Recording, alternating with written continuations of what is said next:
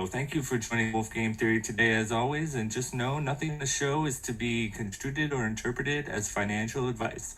Also, any guest of the show is not reflective of the opinions and/or point of view of Wolf Game Theory and should be considered opinion. Thank you. Good morning, good afternoon, and good evening, everyone out there in the farm. I am Layer Cake, and this is the Wolf Game Theory, and I am joined by Neil Bottle. Today we're going to do our usual dance in the beginning. Happy Sunday, and we're going to start with the current standings out there in the Wolf Game. We'll start with the top four: Real Crypto Coach Corey, G Money, Panther QB 19, and Wongsworth. Fairly unchanged, and we'll get back to that situation in just a moment.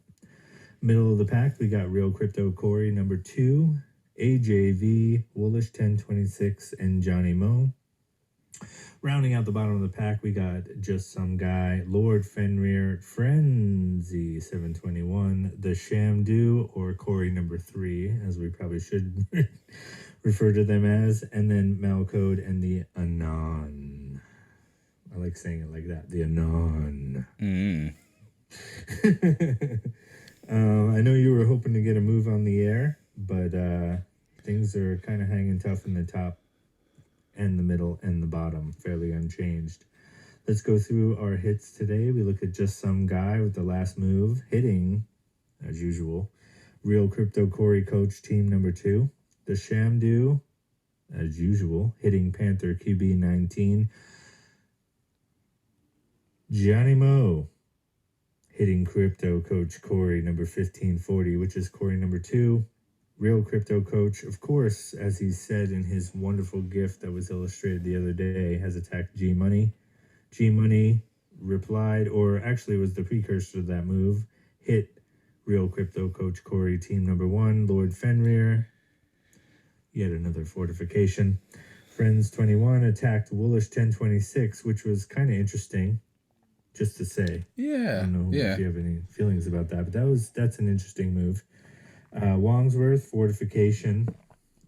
Another interesting move. I feel like Wongsworth should be attacking at this point. I mean, I don't know if everybody is kind of locked in sort of the melodrama of the moment, but, you know, we're pretty far into this game at the moment, and it could end at any moment. So...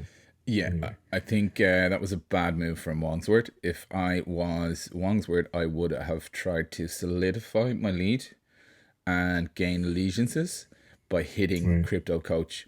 I want to talk about this. So we, at the moment, there is just how close AJ is to Real Crypto Coach. So I mean, they're tied as far as score at this point, so you can't get much closer than that. Yeah, and... you know, Johnny Mo hit, and that almost brought AJ into the in above Crypto Corey. Now we have Panther. It would be interesting to see what Panther does here with his move in 15 hours, or Woolish. I think Woolish is going to hit Corey or try and solidify his lead. It wouldn't. You might see a fortification. I doubt he's going to attack Fren 7-1 down beneath. That's a petty move, you know. So, AJ's going into the lead next, or taking that 5th position, and that's going to happen in the next lot of hits. We're at a low point at the moment. I know Corey has a move coming up. He might hit AJ. I mean, if he... So the thing about it but it's pointless to hit AJ because he has fortifications. He has to knock him 4 times before he can take him out. He's trapped in between 2 people who are really fortified. Like, that team is doing nothing. Like, if I was on that team, I'd want off it as soon as possible. You'd be praying that this Wool event would give you a bonus that you could try and join a lower team that you know is going to pass out your team. But at the moment, like, you're looking at the worst pouches, I think. We're going to have Roxa on to confirm that and go through that. But I think that at the moment, 10540 is probably the worst team to be on in terms of returns. Again, I mean, don't get me wrong, they're still winning. Everyone's winning. You know what I mean? But that pouch is going to be considerably smaller than the pouch that I get on a team that's placed even lower than that. I mean, you're almost better being on the Anon team at this point. But I mean, I see what you're saying. I see what you're saying. You know, I mean, like, there's going to come a point where this strategy that Crypto Corey is sort of established, and I don't know. I mean, I have yet to discover it aside from just emotional response. Yeah. But I mean, there's going to come a time where he's going to abandon his second team and use his second team, which, I mean, if we look at, 5047, they're attacking G Money. You know what I mean? Yeah. So it's clear to me that his second team is a decoy team, and B, just there to initiate moves on behest of his first team. And that's the way I would have always played it. And absolutely. I mean, if you're going to do some research, you might want to dive in to see how many of Corey's animals make up the staking on the second team. You know, because maybe he made an agreement and said, okay, everybody stake on my first team, we're going to make it, and the second team is just going to be our tack dog or whatever. And I'll put most of my animals on that, so you don't even have to stress. I thought that he said from the get-go he was going 50-50 and he wasn't going to change that and all of that sort of stuff. So I don't know. We'll see. We'll talk to Roxa or Jay Steezy that might have. He'll have a better, absolutely better feel for the figures. Think that his next move is going to be interesting too, because he has a move in 4 hours? 4 hours, it looks like.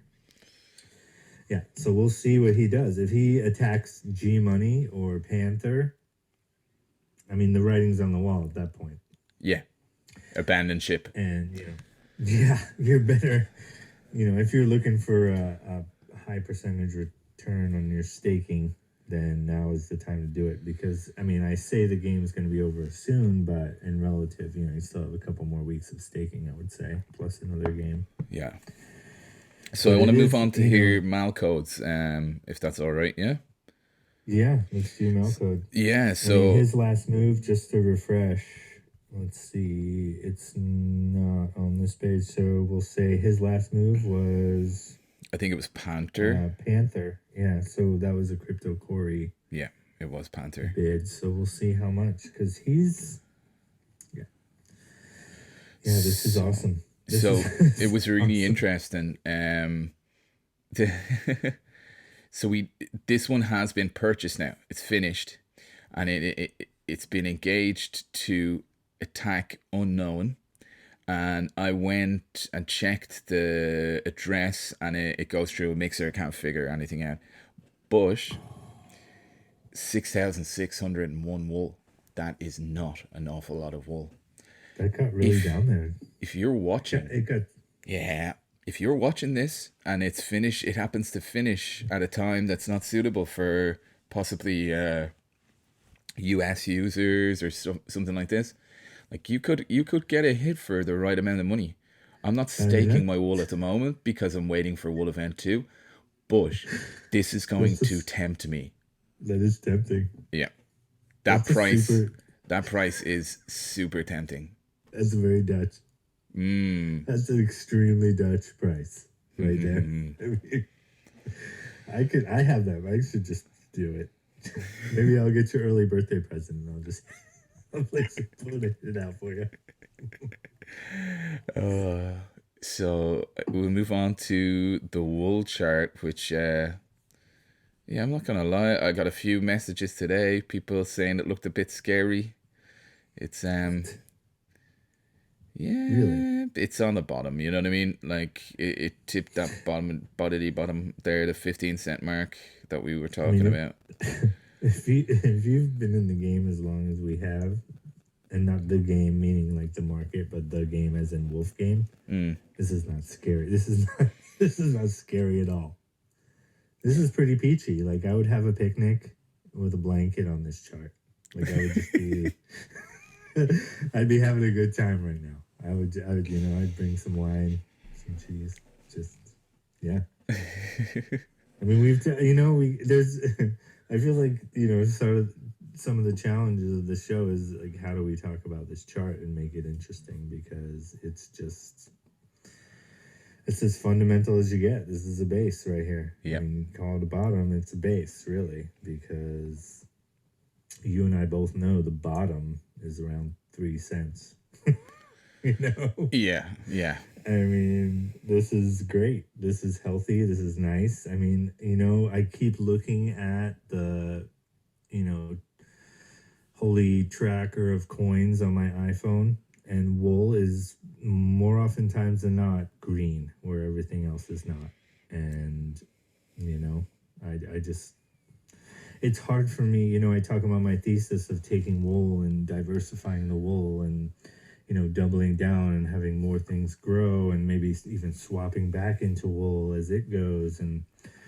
But at the same time, it's hard for me to swap out of wool because That's why the everything pouches else, are like I've said from day one, like pouches are great. Like it stops It- me spending that wool. It stops me changing it out, It locks it's it up. just performing. Yeah. And what, one of the things I learned as an investor and as someone who does this, I am not going to get cute, and I'm not going to try to make those extra gains when I'm earning just fine right now. Yeah, yeah. And speaking of earning just fine right now, I said we'd talk about a little bit about Lux, which has taken a bit of a hit the last few days, a bit of a sell-off. And Well, everything has. yeah, everything has, but also the period for receiving your rewards is halving. The reward is halving, so Right. that the period And of when is that? When is that? tomorrow. Wow. Okay. Yeah. And then there's another one set for 90 days, and then another one set for 200 and something. I can't remember. But actually, we can kind of have a quick look because there's a great thread by AZF.EAT. Okay. And yeah, so he's talking about how he predicted that there would be a sell-off before the halving of the stakes. So he said that there's a massive initial rewards for trading on LuxRare that will half after 30 days, 90 days, 240 days, and again after 361. So that's allowing for the kind of growth to increase on the platform. I suppose that's Absolutely. the expected kind of, they're expecting to, I guess, double the amount of traffic on the platform after all those periods of time and kind of maybe steady that payout, maybe, is my thoughts within it. But it's a really interesting trade. It kind of goes into that trading rewards, into trading volume, into staking rewards. Yeah. I mean, it's hard. I listened to it was a show with Pio and Benjamin, and Benjamin, super respected voice in the space, OG. He is invested in Lux, and he has reinvested in Lux and restaked over and over again into the halving, and even after the halving, he is considering re-entering. And between you and me, it's like, one of the most interesting stats that was brought about, or pieces of information in that conversation, was the fact that everybody knocks on Lux because of the trading back and forth. What do they call that? It's wash trading. Wash trading, they wash. yeah. So they That's trade why back and me forth bits assets. are being traded a huge amount because they have a low, they have no royalties.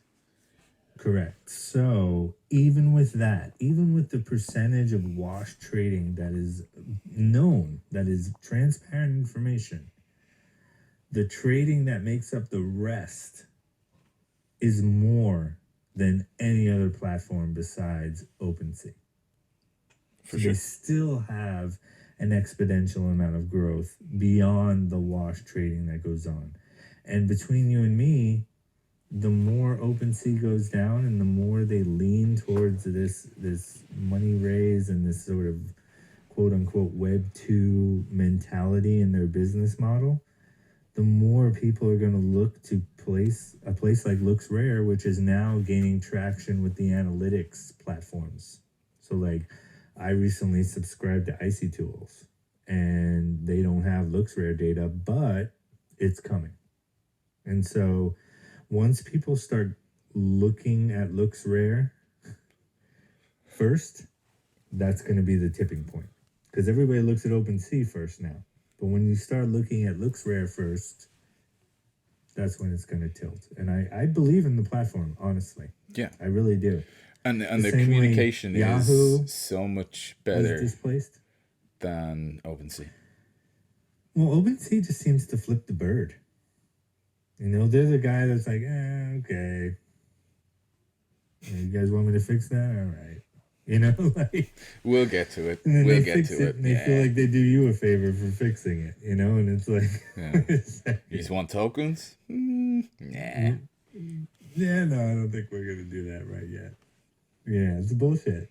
It really is. At least MetaMask, the two things that we rely on in this space the most, MetaMask and OpenSea. At least MetaMask is leaning towards the Web3 Yes. Yeah. resolution, whereas OpenSea is kind of given the bird. And I think it would be easy for OpenSea to be the Yahoo of Web3 and Looks Rare to be the Google of Web3. And it might be a hot take, Hot but take. I'm just saying. Just saying. I might just say it might be a hot take, but I'm just saying. You know, I wouldn't be surprised, and I'm putting my money where my mouth is. So I'm constantly feeding and staking into Looks because it just seems like the more progressive platform. You know, they're giving back to their users. They're providing value, and it really, you know, like we were talking before the show. It seems like all of a sudden you have that aha moment where you're like, "Why the fuck am I just not just using Looks Rare? Like, why don't I just use it and stake with it and